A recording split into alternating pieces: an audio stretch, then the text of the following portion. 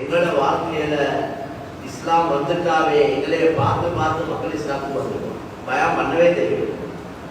நான் என்ன சொல்றேன், அவங்களுக்கு தாவம் கொடுக்கவே தேவையில்லை. முஸ்லிம்களோட அஹ்லாக் சீராவமா இருந்தா, முஸ்லிம்களோட குணங்கள் சீராவமா இருந்தா, முஸ்லிம்களோட கொடுக்கல் வாங்கல் சீராவமா இருந்தா, முஸ்லிம்கள் ஒற்றுமையாக இருப்பாங்களா இருந்தா, இதை பார்த்தே அந்த மக்கள் கூட்டம் கூட்டமா வருவாங்க. இவ்வளோ எங்களால மாற்றமான வேலை நடந்தே இன்றைக்கு உலகத்துல வேகமாக பரவி கொண்டிருக்கிற மார்க்கம் இஸ்லாம். முழு உலகத்திலேயும் வேகமாக பரவி கொண்டிருக்கிற இஸ்லாம் தான். கவலையான விஷயம் என்ன தெரியுமா? மக்கள் வாராங்க இஸ்லாத்துக்கு, கலிமா சொல்லி கொடுத்து எடுக்கிறோம்.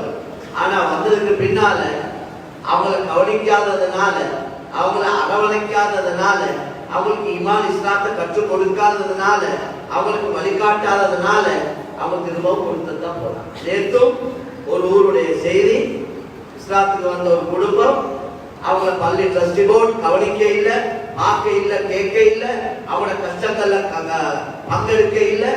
அதுல ஒரு பெண்மணி ஆரம்பத்துல அவங்க வந்து சொல்லியிருக்கிறார், ட்ரஸ்டி போர்ட்ல ஒருத்தருக்கிட்ட எங்களோட மகளை மதரசா போடணும் என்று சொன்னதுக்கு அவர் சொல்லிக்கிறார், அப்படியெல்லாம் போட இயலாதே, நீங்க இஸ்லாத்துல வந்தோம், அப்படியெல்லாம் அவசரமா போட இயலன்னு சொல்லிக்கிறார். அது ஒரு மெயின் காரணம். அதுக்கு பின்னால் அவங்களுக்கு வந்த வாழ்க்கையில் ஏற்பட்ட சில சிரமங்கள், பள்ளியால போவல்ல, பார்க்க இல்லை, கவனிக்க இல்லை. அதனால அவங்க அப்படியே கொடுத்தான் நேற்று போயிட்டாங்க. நேற்று சில நாளைகளுக்கு முன்னால போயிட்டு 2-3 நாளா தொடரா போயிட்டு அவங்கள்ட்ட முயற்சி செய்யும். அவங்க ஒரு சூப்பராக இல்லை. எங்களால இங்கே இருந்து வந்தாங்க, சர்ச்சில் இருந்து வந்தாங்க, ஃபாதர் வீட்டுக்கு வந்தார், நல்ல ஃப்ரிட்ஜ் ஒன்று கொடுத்திருக்கிறார், நல்ல வாஷிங் மெஷின் ஒன்று புதுசா கொடுத்திருக்கிறார், எல்லாம் கொடுத்து அவங்களை கண்ணியமான சகோதரர்களே, எங்களுக்குள்ள இருந்த சண்டையை முதலா முடிக்கும், இந்த கருத்து வேறுபாடுகளை முடிக்கும். இந்த காலம் கருத்து வேறுபாடு பேசுற காலம் இல்ல.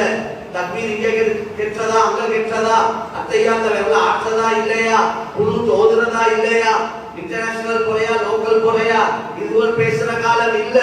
இது நான் எல்லோருக்கும் பொதுவா சொல்லக்கூடிய கருத்து. நாங்க யோசிக்கணும், எங்கட முஸ்லிம்களை இந்த இஸ்லாமிய அமைப்புல எங்கட முஸ்லிம்கள் இஸ்லாத்தை இருக்கிறதுக்கு என்ன முயற்சிகள் செய்யப்படணும், மற்றவங்க நாங்க எல்லாம் ஒத்துமையோட இருந்து மற்றவருடைய இதாயத்துக்கு என்ன திட்டங்கள் போட்டு என்னென்ன முயற்சிகள் செய்யணும், அதை யோசிக்க வேண்டிய காலத்தை. கண்ணியமான சொல்ல ஒரு ட்ரஸ்டி போர்டு என்று வரப்போ நான் எப்பயும் எங்கே சொல்ற கருத்து, ஒரு ஊர்ல 500 குடும்பம் இருக்கேன்னா அந்த 500 குடும்பத்துக்கு இந்த போர்டு தான் போகும். அவங்களோட முழு பிக்கரும் இங்க உள்ள இருக்கிற பெண்கள், ஆண்கள், வாலிபர்கள், பிள்ளைகள், இவங்களோட படிப்பு, ஓதல், மார்க்கம், இவங்க தீனோட வாழ்றதுக்கு நாங்க என்ன செய்யணும், ஊருடைய ஒற்றுமையை பாதுகாக்க என்ன செய்யணும், ஊருடைய முன்னேற்றத்துக்கு எல்லா அமைப்புலையும் தீன் துனியா அடிப்படையில முன்னேற்றத்துக்கு நாங்க என்ன செய்யறது, ஊர் மக்களையும் சேர்த்து கொண்டு ஊர்ல புத்தி இந்த ட்ரஸ்டி போர்ட்ல எந்த பள்ளியா இருந்தாலும் 10 பேரால இந்த 500 குடும்பத்தின வேலையை பார்க்க இயலாது. ஊர்ல நல்ல படிச்ச மக்கள், நல்ல அனுபவசாலிகள், உலமாக்கள், வசதி படைத்தவர்கள், நல்ல வாலிபர்கள் இருக்கிறார்கள். இவங்களை இனம் கண்டு அவங்க எல்லாம் சேர்த்து எடுத்து வேலைகளை பிரிச்சு குழுக்கள் அமைச்சு பொறுப்புகளை போட்டு அவங்கள கொண்டு வேலை வாங்க. அவதான் உள்ள பெரிய மறுமலர்ச்சியை வாங்க. இக்கிறதீனை மண்ணாக்கிறதுக்கு வழியை பார்க்க கூடாது. அதனால பொறுப்பு, எல்லாரும் பொறுப்புக்கு வர விருப்பம். ஆனா பொறுப்பு என்றதே எங்களோட பாசையில சொல்றேன்னா அது பயங்கரம். ரசூலுல்லாஹ் சொன்னாங்க, நீங்க பொறுப்புகளை கேட்டெடுத்தா உகில்த இலைஹா, அந்த பொறுப்புக்கு நீங்க சாட்டப்படுவீங்க, பட்டு மாடுவீங்க. பொறுப்புகளை நீங்க கேட்காம மக்களே முடிவு செய்யறாங்க, இவர் தான் தகுதியானால், இவர் இந்த பொறுப்புக்கு வந்தா இவரால வேலை நடக்கும் என்று மக்கள், எங்களுக்கு விருப்பம் இல்லை, ஆனா மக்கள் பொறுப்பை தந்தாங்க, நாங்க விருப்போடு அந்த பொறுப்பு எடுக்க வேண்டாம்.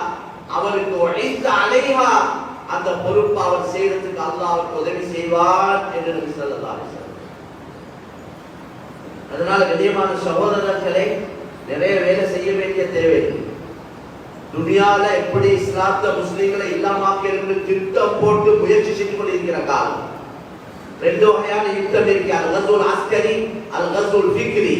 அல் கஸ்வுல் அஸ்கரி என்பது படை பட்டாளங்கள் ஆயுதங்களை கொண்டு செய்யக்கூடிய யுத்தம். படை பட்டாளங்கள் ஆயுதங்களை அதை வச்சு செய்யக்கூடிய யுத்தம். ஆரம்ப காலங்கள்ல அல்லாஹ்வுடைய விரோதிகள் முஸ்லிம்களோட யுத்தம் செஞ்சு தோல்வி அடைஞ்சாங்க. முஸ்லிம்கள் சிறிய ஒரு கூட்டம் வந்து பெரிய கூட்டத்துக்கு அடிச்சுட்டு போனாங்க. பார்க்கறதுக்கு பெரிய ஏற்பாடு இல்ல, அதே ஆயுதங்களும் இல்ல, சில நேரம் பயிற்சிகளும் இல்ல. ஆனா அவங்க வெற்றி பெறாங்க. அந்த காபிர்களுக்கு அவங்க ஆச்சரியப்பட்டாங்க. அவங்க யோசிச்சாங்க, எப்படி இந்த வெற்றி உங்களுக்கு கிடைக்குது? நாங்க பெரிய பணப்பட்டாலும் எங்கள்கிட்ட எல்லா ஏற்பாடும் இருக்கு, இவங்க சிறிய கூட்டம், ஆனா அவங்க வெற்றி பெறாங்க. அவங்க விளங்கி கொண்டாங்க, குர்ஆன் ஹதீஸை வச்சு அதை படிச்சு அதை ஆராய்ச்சி செஞ்சு அவங்க விளங்கினாங்க, முஸ்லிம்களுக்கு மறைமுகமான ஒரு உதவி வந்து கொண்டிருக்கு. மேல தொடர்பு இருக்கு முஸ்லிம்களுக்கு, அந்த தொடர்பை கொண்டுதான் இவங்க வெற்றி கிடைக்கும். அதனால அவங்க யோசிச்சாங்க, இந்த மேல இருந்து வார உதவி இல்லாம அந்த தொடர்பை துண்டிச்சு விடும். அதுக்கு என்ன செய்யலாம்? குர்ஆன் ஹதீஸ்ல என்ன சொல்லப்பட்டிருக்கு? எங்கடையில இருந்தே எடுத்து எங்களுக்கே போட்டுட்டாங்க, எங்களுக்கே அடிக்கிறாங்க. ஒற்றுமை இல்லாம போகணும்.